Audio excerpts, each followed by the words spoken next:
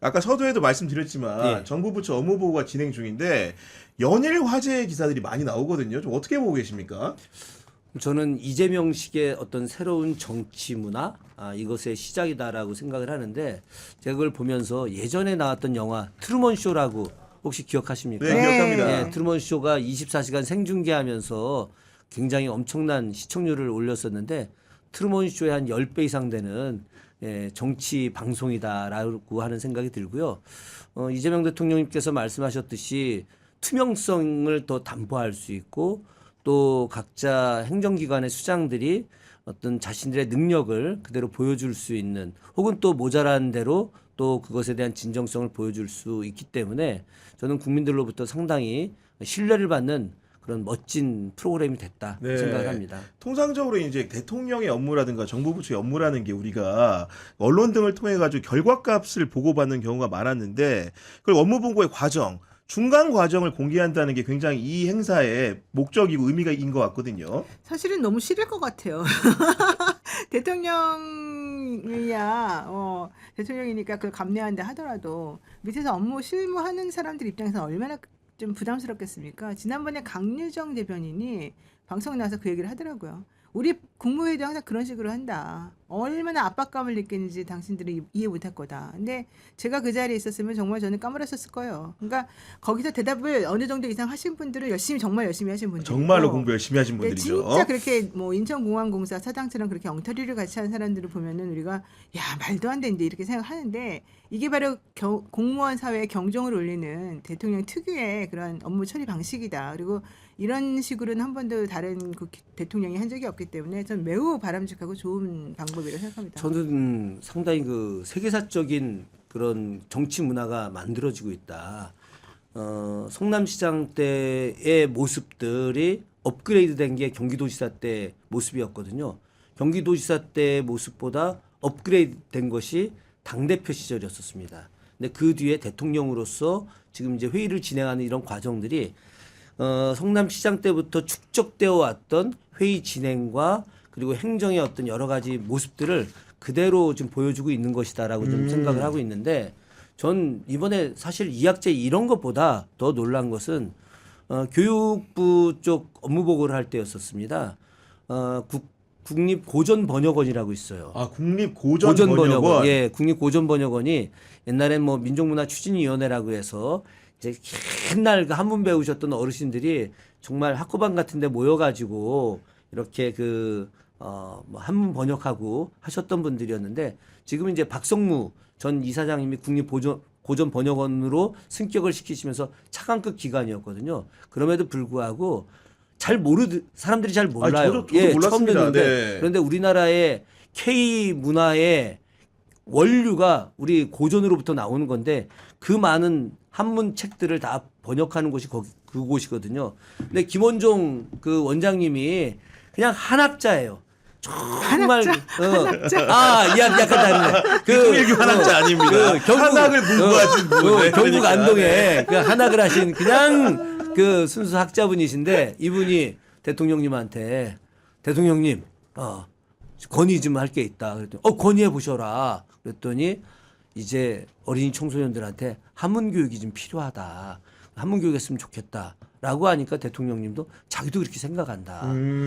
만약에 다른 그 대통령이었다고 한다면은 국립고전번역원장 같은 분이 대통령한테 손 들고 한문 교육 필요한데 이거 좀 하게 해주십시오라는 이야기를 할 수 있을까요?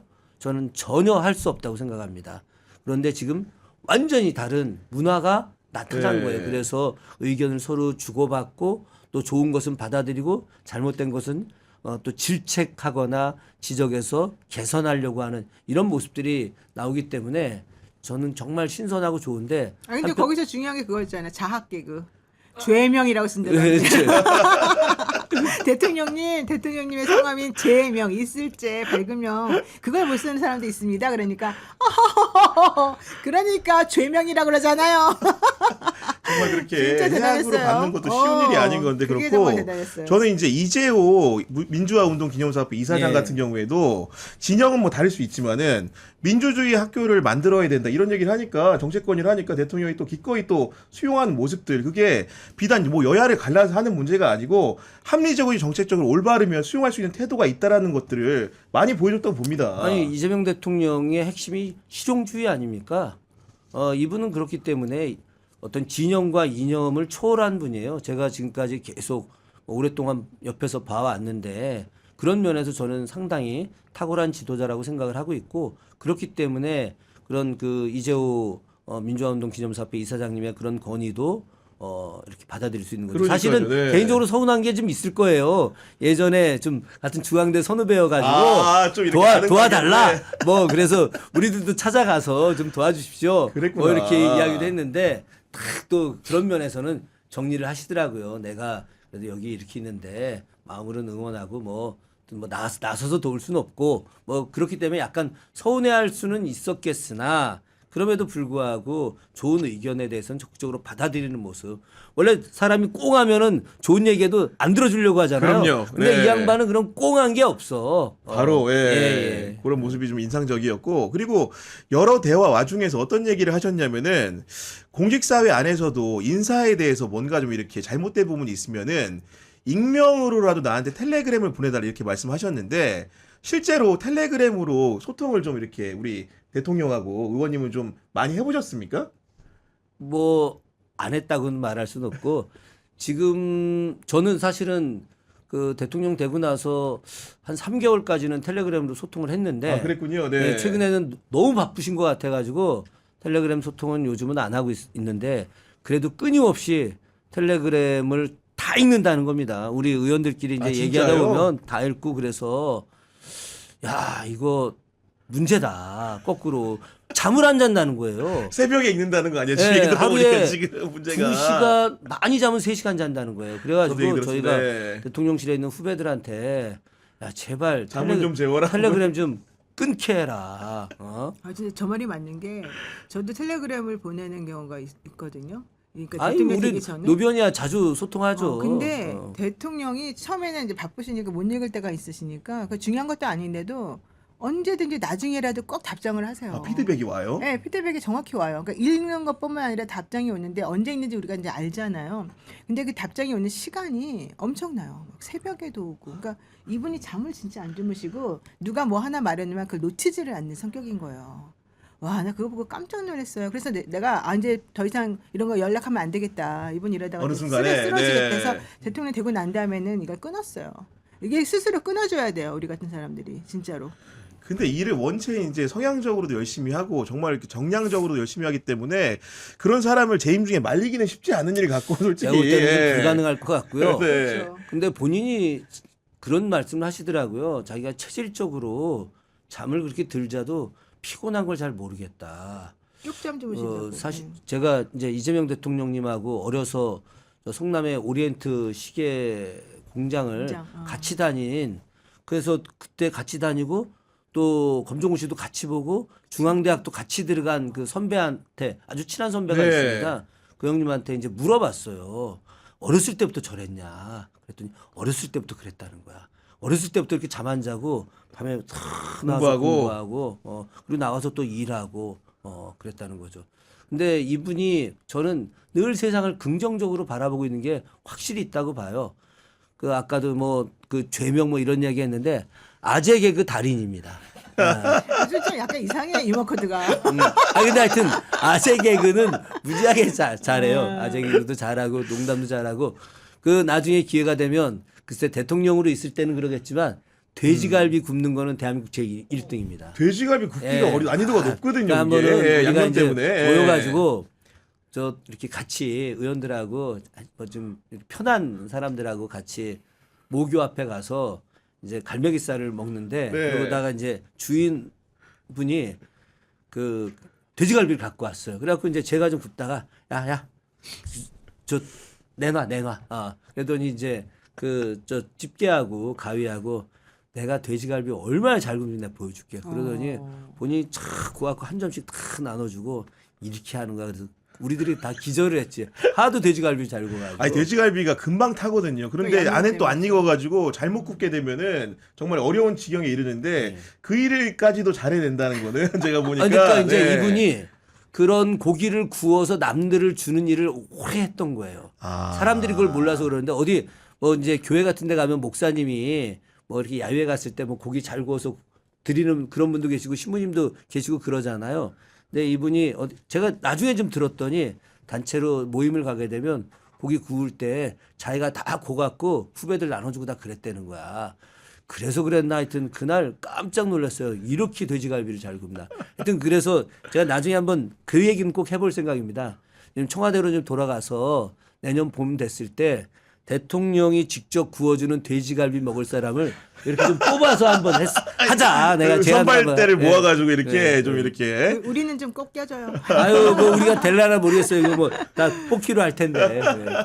그 마지막 주제는 그 내란 전담 재판부 관련된 얘기를 안 할 수가 없는데 민주당이 다음 주에 법안 처리한다고 하니까 대법원이 보란 듯이 예교하겠습니다 나왔습니다. 어떻게 보셨습니까? 아니 그럼부터 또 천대엽 행정처장은 뭐 얘기 안 하면은 이것도 니네는 위헌적인 것이다. 또 뭐 또 설명한 거죠. 네. 얘기하던데 결과론적으로는 그냥 저는 민주당하고 이 대법원하고가 어느 정도 좀 정리해서 이대로 넘어가게 될 것 같아요. 아 근데 지난번에 말씀드린 것하고 사실은 비슷한 맥락이죠.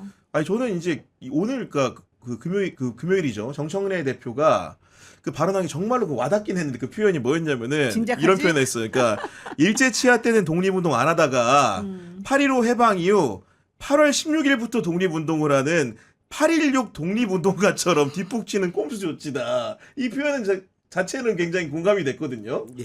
네, 왜냐면 이게 사실 민주당에서 통과를 시키면 당연히 되는 거니까 그런 가정적 상황이라는 걸 너무 잘 알고 있으니까 갑자기 지금 하겠다고 나오다 보니까 제가 보기에도 정말 좋게 안 보여요. 아니, 사실은 이제 민주당이 양보할 거 다 양보했고 더 이상은 이 뒤로 물러서지 않을 거라는 걸 대법원도 알아요. 그러니까 대법원이 끝까지 버티면서 야 내가 하고 싶은 대로 더 하게 해줘 이렇게 사실은 할 수는 없을 것 같아요. 그러다 보니까 오히려 자기네가 이제 이 상황에서 어떤 헤게모니를 쥐겠다라고 하는 생각으로 전 네. 예규를 들고 나온 것 같아요. 마치 그러면서 자기네는 이 위헌성을 없애기 위해서 어쩔 수 없이 한다는 듯이 하면서 실제로는 민주당 고마워 속으로는 아마 그렇게 생각하고 있지 않을까 생각이 들어요. 그 민주당 입장은 명확합니다. 뭐 대법원이 이런 예규를 만든다 하더라도 내란 특별재판부 법을 상정해서 통과시키는 것은 뭐 명확하게 당연히 해야죠. 예 그렇게 할 것인데 대법원이 전 실수를 했다고 봐요. 아, 왜 실수했다? 그러냐면 자기네들이 예규를 만든다라고 하는 것은 역으로 계속해서 내란 특별재판부가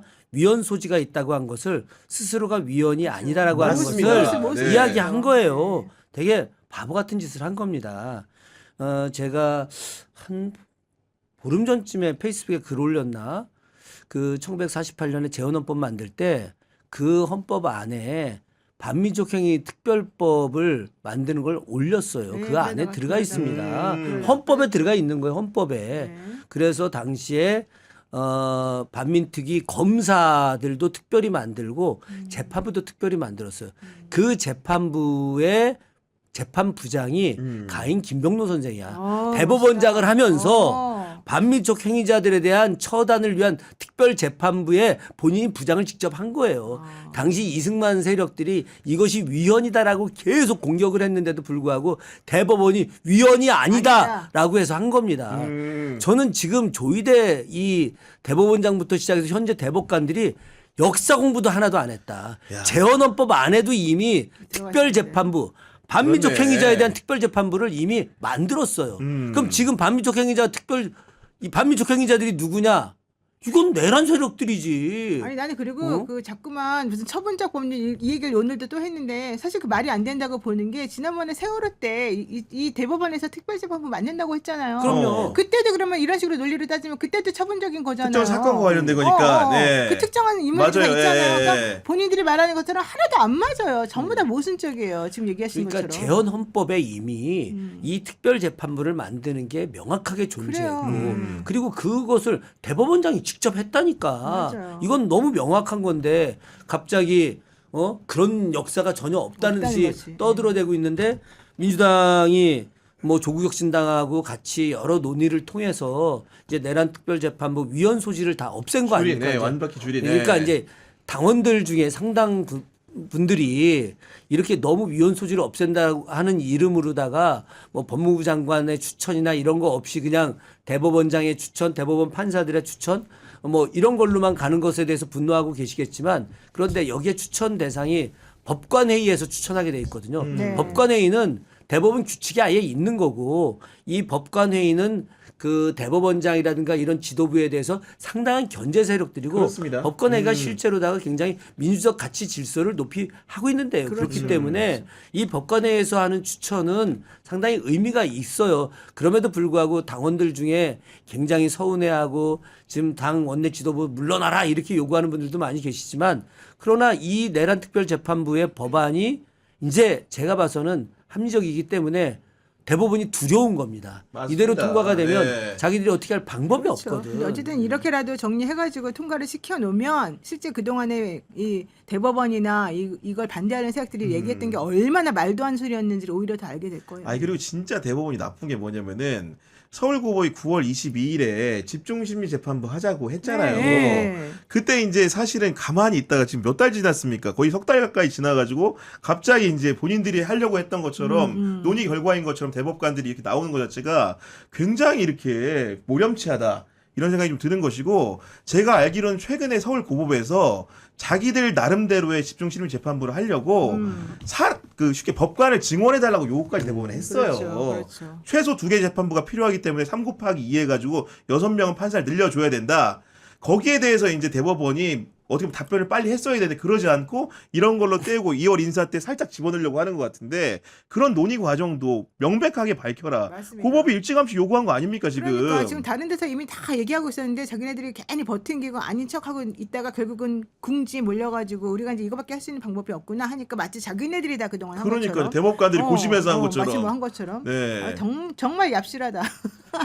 아니 그러니까 지금 민주당에서 사법개혁안을 설전에 처리하겠다는 거고 그 중에는 법원행정처를 완벽하게 바꾸겠다는 게 있는데 맞습니다. 어제 회의 같은 걸 여는 데가 법원행정처입니다. 그렇죠. 그런 꼼수 묘수 부리는 데가 그렇기 때문에 그런 기관에 대해서도 존립의 문제도 정말로 진지하게 네. 좀 생각해봐야 되는 그거 생각이 하실 드는 거예요? 거고. 그 대법관 증언이랑 그런 거 다 계속 해서 하실 거죠? 당연하죠. 그거 안 그럼요. 하면 안 돼. 중간에 아이, 하다 말면 안 돼요. 당연합니다. 저희들이 한 발 한 발 계속 나가고 있습니다. 네. 네. 걱정하지 마세요. 네 그리고 이제 그 특검 같은 경우에는 이제 종합 특검을 하는 방향으로는 정해진 것 같은데 네. 향후 수순이 좀 어떻게 되는 겁니까, 의원님?